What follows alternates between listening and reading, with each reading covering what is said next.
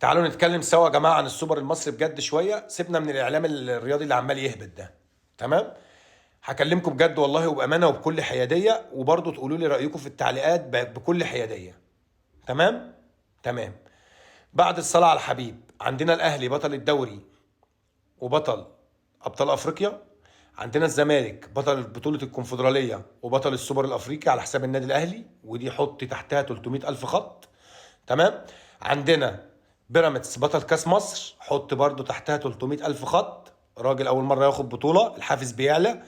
عندنا سيراميكا بطل رابطه الانديه مع مدرب استثنائي اسمه ايمن الرمادي مع صفقات ممتازه. تمام.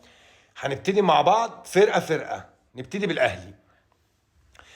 الاهلي شئت ام ابيت، حبيت كرهت، الاهلي عنده مشاكل فنيه. لا. الاهلي عنده مشاكل بدنيه. لا. الاهلي عنده مشاكل نفسيه. جوه الملعب وبره الملعب، في اوضه اللبس، في الاداره، في اداره الفرقه، في اداره الدكه، في مدرب الفريق. الاهلي عنده مشاكل نفسيه بره الملعب وجوه الملعب. تمام. تمام. الاهلي جاهز ياخد البطوله بدنيا وفنيا من اي فريق من الثلاثه. قادر. ولكن نفسيا جوه الملعب وبره الملعب وفي الاعلام الرياضي، انا بقول لك الاهلي لاول مره ممكن ما احطوش رقم واحد ان هو ياخد البطوله. انا قلت هتكلم معاكم بكل حياديه وبكل امانه.